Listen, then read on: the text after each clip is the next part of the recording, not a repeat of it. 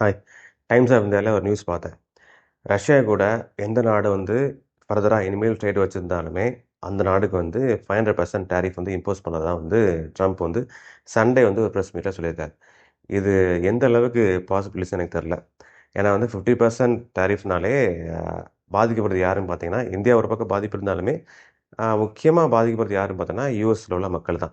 So யுஎஸ்ல உள்ள மக்கள் பாதிக்கப்பட்டாலே யார் பாதிக்கப்பட்ட மாரி? யுஎஸ் கவர்மெண்ட் பாதிக்கப்பட்ட மாரி தான். ஸோ, இப்போ இவர் என்ன சொல்றாருன்னா, 500% டாரிஃப் வந்து இம்போஸ் பண்றேன் அப்படின்னு சொல்லியிருக்காரு.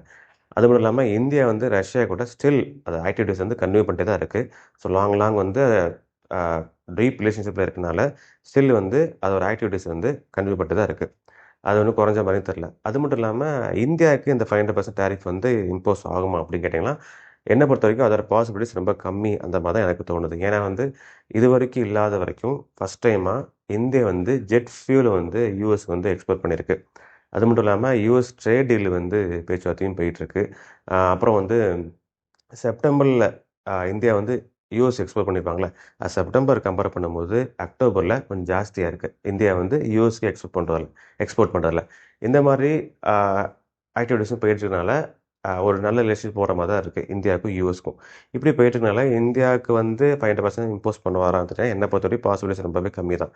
அப்படியே அவர் இம்போஸ் பண்ணாலுமே, இந்தியாவுக்கு வந்து ஒரு குரோவிங் எக்கனாமியும் இருக்கு. ஏன்னா வந்து கரண்ட் இன்ஃப்ளேஷன் ரேட் எவ்வளோ இருக்குன்னு பார்த்தீங்கன்னா, 3.68 ரொம்பவே கம்மி தான். அது மட்டும் இல்லாம அக்டோபர்லேருந்து ரொம்ப கம்மியாயிருச்சு. 0.25% தான் கம்மியாயிருச்சு. ஸோ அப்புறம் வந்து ஆர்பிஐ பிளான் டிசம்பர்ல என்ன வச்சிருக்காங்கன்னா, இன்னும் வந்து ரேட் கட் பண்ணலாம். ரெப்போ ரேட் வந்து கட் பண்ணலாம். அந்த மாரி அவங்க சொல்லியிருக்காங்க. அப்படி ரேட் கட் பண்ணும்போது, மக்கள் வந்து ஸ்பெண்டிங் வந்து ரொம்ப இன்க்ரீஸ் ஆகும். ஸோ மக்களோட நீட் வந்து சாட்டிஸ்ஃபை பண்ற மாரி இருக்கும். லோன்ஸ் ஈஸியா அடைக்கிற மாரி இருக்கும். லோன்ஸ் ஈஸியா கிடைக்கிற மாரி இருக்கும். இஎம்ஐ வந்து ஈஸியா அடைக்கிற மாரி இருக்கும். ஸோ இந்த மாரி பாசிபிலிட்டீஸ்லாம் இருக்கனால, இந்தியாவோட எக்கனாமி வந்து குரோத் வந்து கொஞ்சம் நல்லாவே இருக்கும். அப்படிதான் ஆ தெரியுது. ஸோ என்ன பொறுத்தவரைக்கும் 500% டாரிஃப் வந்து ஜஸ்ட் நியூஸுக்காக சொன்ன மாரி தான் எனக்கு தெரியுது. அப்படியே இம்போஸ் பண்ணாலுமே, சைனாக்கு இம்போஸ் பண்ண மாரி கொஞ்ச நாள் இம்போஸ் பண்ணிட்டு, அப்புறம் திருப்பி குறைக்கிற மாரி தான் என்னோட பிளான். என்னோட ஐடியா அப்படி இருக்கு. ஸோ உங்களுக்கு என்ன தோணுது? 500% டாரிஃப் இம்போஸ் பண்ணுவாரா? இதெல்லாம் பாசிபிலிட்டீஸ் ஆகுமா? அந்த மாரி வந்து உங்களுக்கு என்ன தோணுதோ, அதையும் நீங்க கமெண்ட்ல சொல்லுங்க.